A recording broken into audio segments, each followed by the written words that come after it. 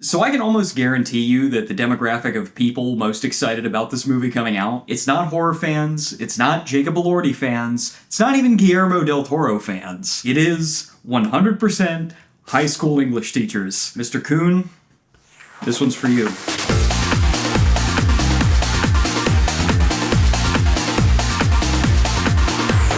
Welcome to Reviewed in 5, where I rate movies in 5 categories: writing, directing, acting, originality, and entertainment. Today we're talking about Frankenstein, or the type of dude to spend 12 hours a day dissecting dead humans in his office, crash out on anybody brave enough to call him out on how weird that is, and then wonder why his brother is the one getting laid. Until one day, 19th century Hans Landa shows up with a generous offer to patronize his research. For really the only reason that anyone ever puts real money into the sciences, there is a war on, and we need to be better at killing. But it's not long before everybody involved, not least of which the body they're building, starts to ponder that age-old moral dilemma proposed so eloquently by another equally famous doctor. Your scientists were so preoccupied with whether or not they could, they didn't stop to think if they should.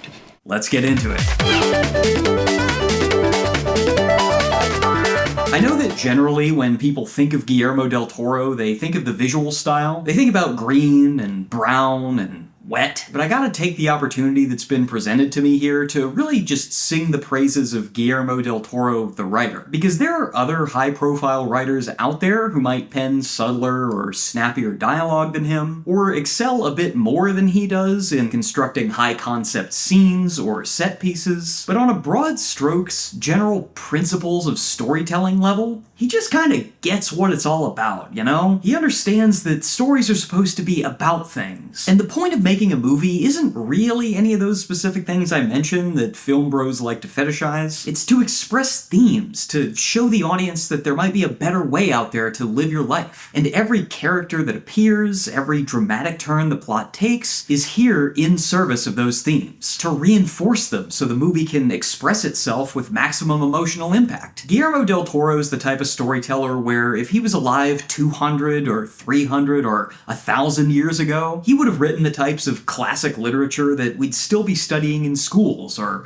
traumatizing our children with at bedtime, because their observations about life are just that universal. Very few today are willing to do it with the shameless sincerity that he does, and I kind of love him for that. 5 out of 5.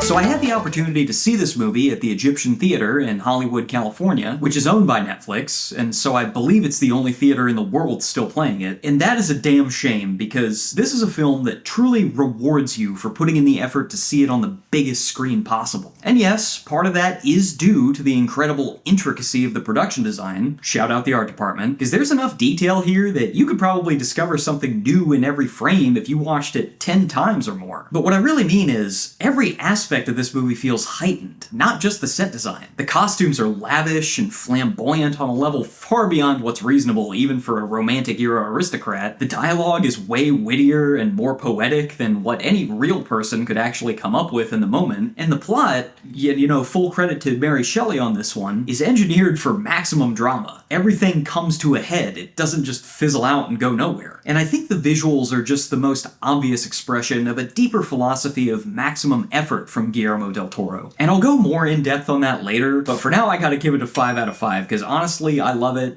I respect it, I find it super inspiring. Yeah. So you know how I was just talking about everything being heightened? This is the part where I get to talk about Oscar Isaac's accent. Procreation. Reproduction.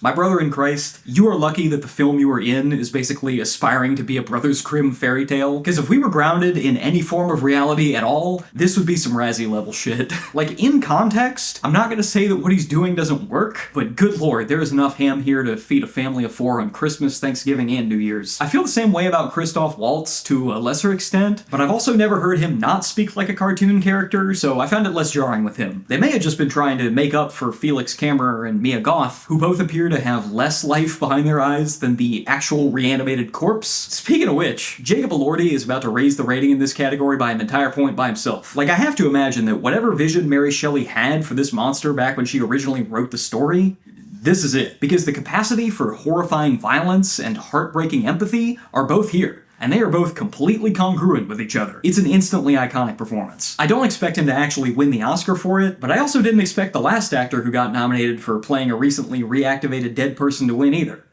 And we saw how that turned out. 3 out of 5.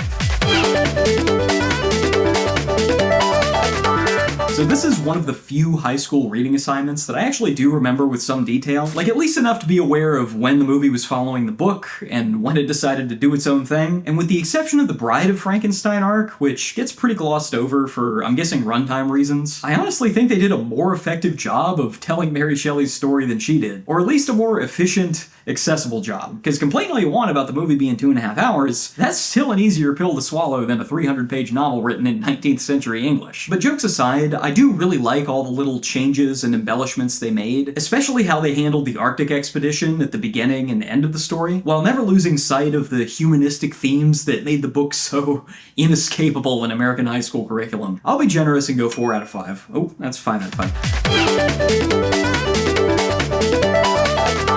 So back to that philosophy of Guillermo del Toro that I was talking about earlier, because I truly believe that if more filmmakers thought the way this movie does, our industry would not be in the state of decline that it is. And that is, if you're going to ask an audience to pay $15, $20, $30 to sit down and commit their full attention to your story for over 2 hours, you better make sure that you are doing everything in your power to make that experience worth it for them. And this is honestly anecdotal, like not fully researched on my part, but when I go back and watch older classic films from the 40s, the 60s, even the 80s and 90s, I can see that philosophy prominently on display through the dialogue, the sets, all those things I mentioned earlier. And I do think that philosophy has gotten lost a bit in the 21st century. I think there is a tendency in big budget filmmaking today to take the audience for granted, and a tendency amongst smaller indie productions to make films without consideration for the audience at all. But this right here is a film that, through the high level of passion that shines through in all of its facets, actually rewards your investment. I'm not really one to subscribe to the whole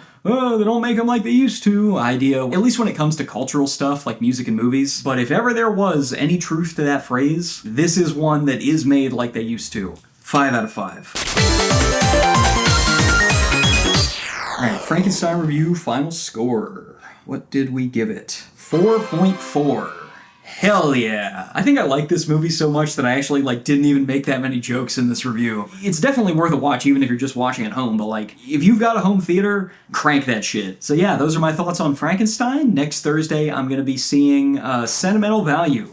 We're finally getting into the real big contenders here. So yeah, I'm excited for that. I'll be posting the Showtime on Instagram. I'll try to post the Showtime in the community tab too, so subscribe and you'll be able to see that. But yeah, let's go catch some movies, guys. Peace out. Monsters.